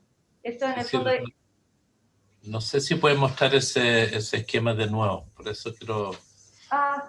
que lo pasó con una velocidad media rauda para mí. Disculpe, si lo vamos a mostrar de nuevo. Vamos a poner de nuevo la presentación. Me sorprende que el 60% están a nivel de sueldo mínimo, con una persona ganando equivalente al sueldo mínimo y 100 lucas más. Entonces tenemos el 60%, según este indicador, con un per cápita debajo de 200.000 pesos aproximadamente. Es bien dramático. Sí, es importante recordar que es un per cápita, entonces acá depende también de los integrantes del grupo. En general hay hogares grandes donde hay muchos niños que quedan bastante vulnerables porque el ingreso a la familia se divide entre más miembros. Este umbral se calcula... Más adelante, más atrás, perdón. Más atrás. Uno más. Ahí, esta. Sí. El umbral hay que recordar que se calcula para los grupos familiares de la misma forma que se definen para el pilar solidario, pero para toda la población. Este es el umbral en el fondo de la población. Entonces, dentro de grupos familiares que son más jóvenes, se incorporan baje las revoluciones un poco para poder entender bien el esquema que usted tiene ahí. Disculpe. Ok, no hay problema. Es que tratemos de entenderlo todo. Sí. Cuando hablamos ahí de 409.000 pesos, ¿es el ingreso per cápita o es el ingreso del grupo familiar? No, ese es el ingreso per cápita y ajustado por todos los conceptos que conversamos anteriormente. Incorpora el efecto de la capacidad de generar ingresos, de los ponderadores y del índice de necesidades. Entonces es un equivalente en pesos, pero uno no puede llegar y traspasar esto como a un ingreso. Sí, pero sí es razonable pensar que es 2 personas, ¿no es cierto?, en ese hogar, o uno, ¿no es cierto?, que en los casos más excepcionales tienen todavía cargas, pensando que son personas mayores de 65 años. Sí, pero lo que es importante recordar es que el umbral CACEN se calcula haciendo la simulación de este puntaje de focalización previsional a toda la población, no es sobre el grupo beneficiario mayor de 65. Se incluyen todos los grupos familiares y ahí se saca el puntaje de corte. Porque en el fondo lo que se evalúa es que sea un grupo familiar dentro del 60% más pobre de la población. Entonces se calcula en CACEN. Este PFP para todos los hogares y ahí en el fondo hay grupos de familias más jóvenes con niños, se divide entre mayor cantidad de miembros y ahí por eso vemos los primeros deciles que el equivalente en pesos es muy bajito.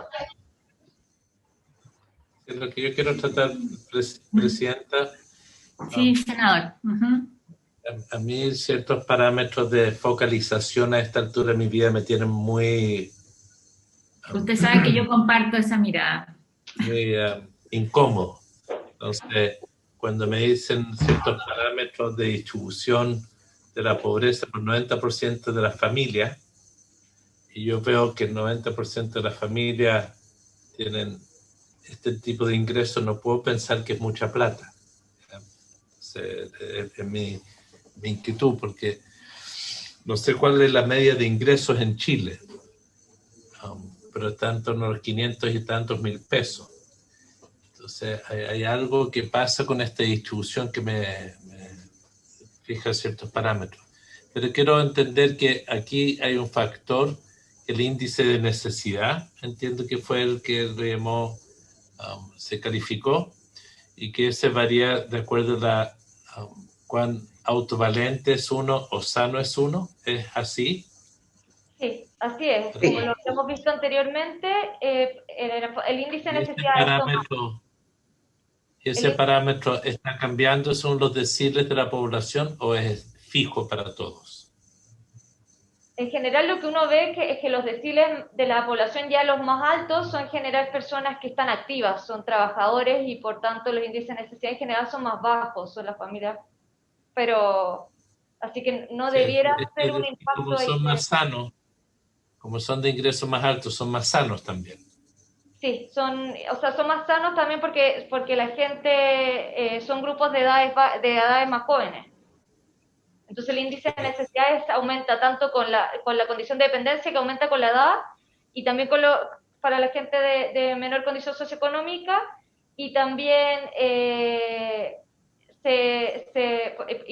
y también aumenta con la edad y con la condición socioeconómica, entonces y con el tamaño del grupo familiar.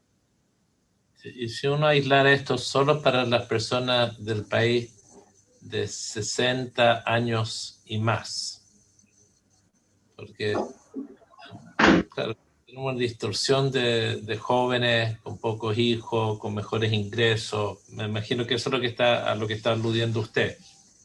Sí, o sea que acá en el fondo podríamos hacer un análisis de dónde están, de cómo se agrupan en CACEN los diferentes grupos de edad. Es ahí un poquito intuitivo lo que yo estoy comentando, que en los deciles mayores está la población que trabaja, porque son en general que tienen mayores ingresos. Pero podríamos hacer una exposición para poder entender bien cómo se va comportando la población, y también ver el comportamiento de la población de adultos mayores, de mayores de 65. Porque este es el que incide en definir el indicador técnico, ¿no? Previsional. Sí, pero la ley actualmente establece que el beneficio se entrega haciendo el análisis de la población completa, y esto un poco para también, y uno ve en los grupos de abajo, en el fondo, poder ver en qué posición de la población se encuentra también ese grupo familiar como manera amplia. Úrsula, mi problema es que yo estoy viendo qué viejos tienen derecho a la pensión, no que jóvenes. A mí me interesa las personas pero como entonces quiero tratar de entender, quiero entender el parámetro. No sí que los cabros ganan hartas lucas, no de su estado de salud. Me preocupa la gente, los derechos garantizados por los adultos mayores.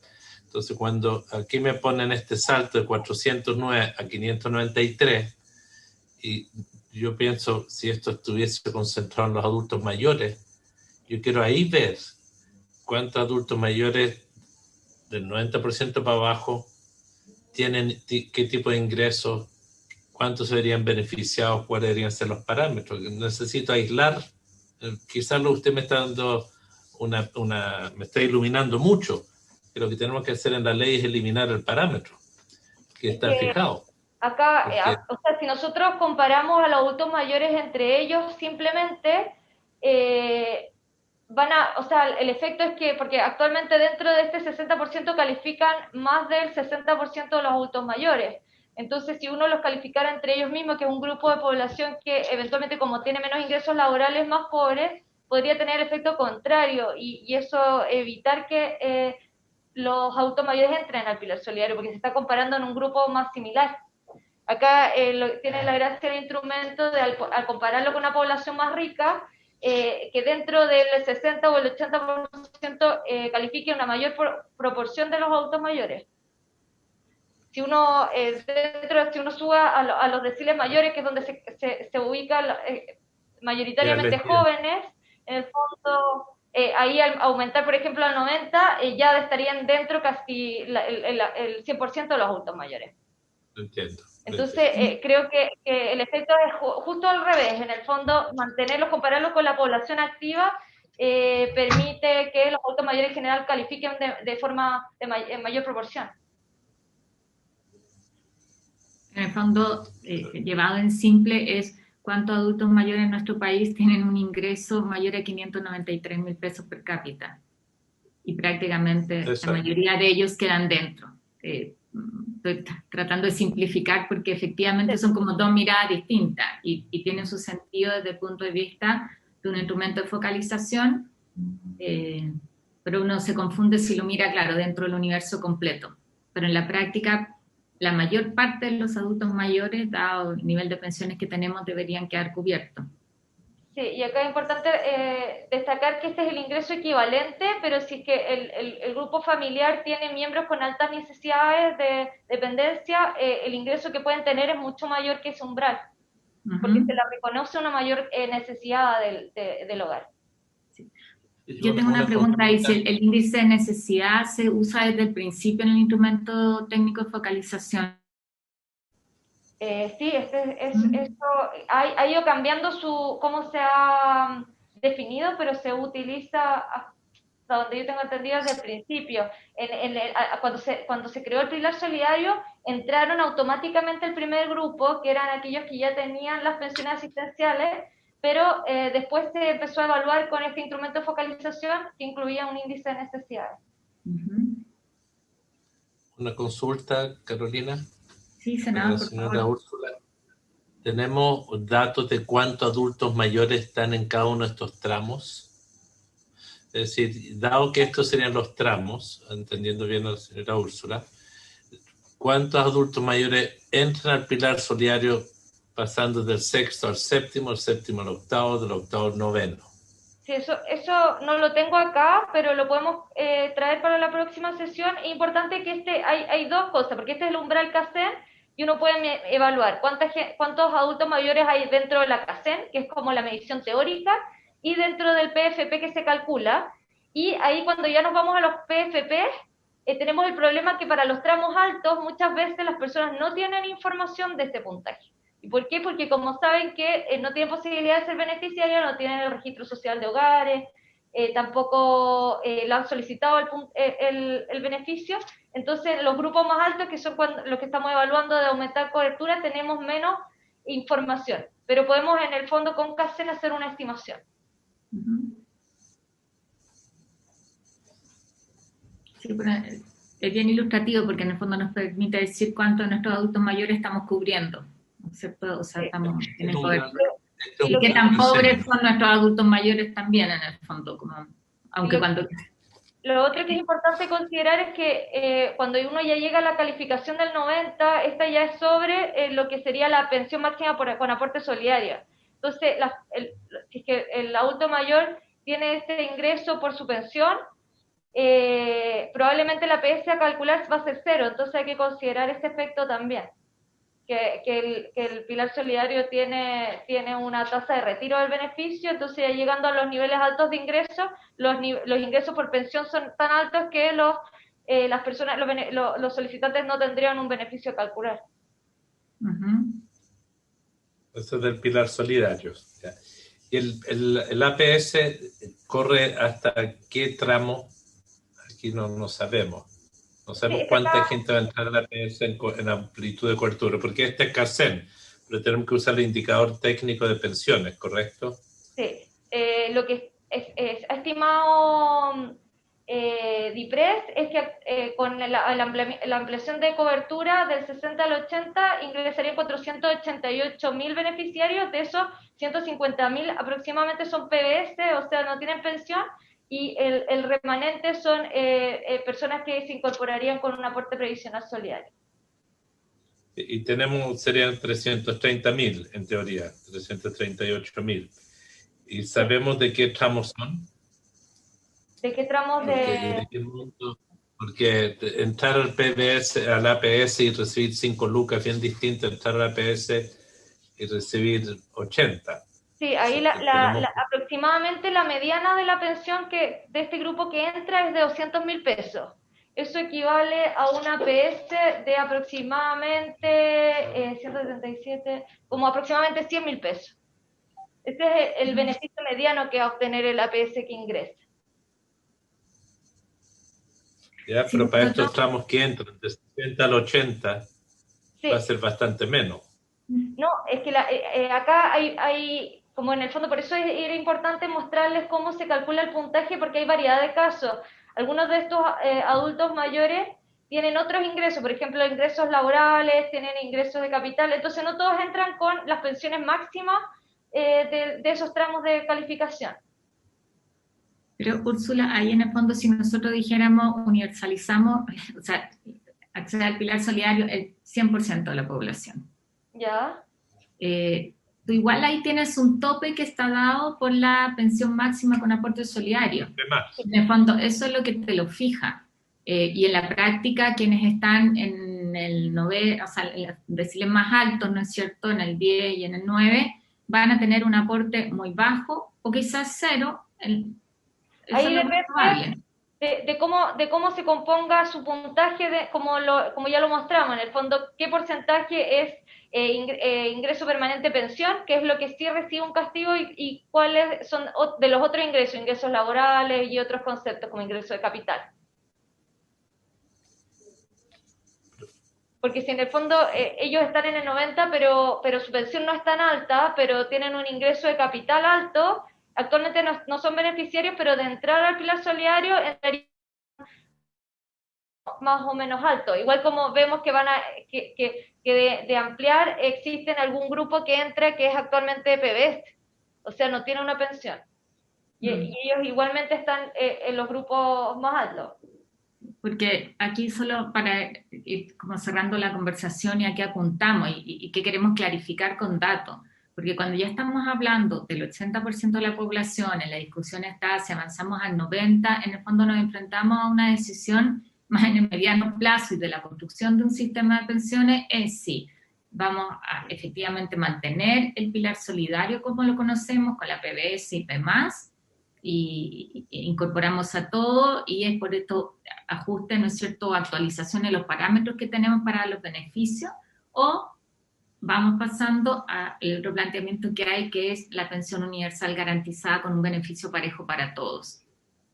Yo siento que nosotros tenemos que ser capaces de decir a esta altura, cuando nos queda un porcentaje que es menor y que probablemente recibiría mucho menos, cuál es la mejor opción, independiente de la discusión que nos queda para la tramitación del proyecto, pero yo creo que lo interpreto, senador Letelier, en lo que planteo, ¿no? Que eso es lo que queremos clarificar. Absolutamente, y también estoy muy confuso. Yo no entiendo si la Superintendencia de Pensiones, entiendo que trabaja con el Ministerio de Trabajo, ¿cierto? Y la cobertura que ellos dijeron que iba a haber con este proyecto era a 631.590 personas. Y ahora la señora Úrsula nos usa los datos estimados de la DIPRES, que también dispare, que son de 488.570. Es decir, aquí los datos siguen siendo parte del problema, pero quiero decir, yo entiendo que hay una diferencia entre los 630.000 y los 488.000. Y por eso quiero tratar de entender las cifras por tramo y el tipo de beneficio, porque es bien difícil comprender qué es lo que están diciendo. Si uno va al 60, al 80, bueno, por cada tramo, ¿cuántos reciben PBS? ¿Cuántos van a recibir APS? ¿Cuál es el monto promedio para ese? Es decir, me gustaría si nos pudiese ayudar la señora Úrsula, que es la experta, que nos puedan ayudar con esa información para tomar la decisión que usted plantea, Presidenta. Ya estamos. Sí, ok. Nosotros podemos agrupar esa información que están solicitando y hacérselas llegar. Por eso pongo de fondo qué es lo que queremos clarificar, porque así como ha sido muy ilustrativo el conocer acá la metodología de cálculo, cómo se ordenan, yo creo que eso nos permite ir clarificando qué es lo que conceptualmente queremos abordar, ¿no? Entonces, por eso te lo comento, y yo creo, pues el mismo informe que nos presentaron al inicio esta sesión, ¿no es cierto?, del Consejo Fiscal Autónomo, uno de sus puntos era esto de la diferencia en los cálculos que se entregan, ¿no es cierto?, por parte de la SUPER y por parte de la DIPRES. Entonces yo, ministra, le dejaría la tarea de que nos puedan clarificar ese dato retomando la próxima sesión el día lunes. Son ambas informaciones entregadas por el mismo Ejecutivo, o sea, por instancia, ¿no es cierto?, del Poder Ejecutivo, y es parte de lo que, insisto, está en lo que hoy día nos planteó el Consejo. Yo lo dejo hasta acá, independiente que podamos seguir conversando, senador Letelier, un poquito en la tarde, y también transmitirle al equipo ahí, ministra, el cómo se va ordenando la información para que podamos avanzar y sobre todo tener claridad del impacto de las definiciones que estamos tomando. Pero creo que ha sido una buena sesión, un poco compleja quizás para quienes nos están siguiendo, pero yo les agradezco la pedagogía y la disposición a todos. Gracias. Levantamos la sesión habiéndola cumplido ya en su objetivo. Y esperamos que la Pilar nos envíe a todos la información de la DIPRES.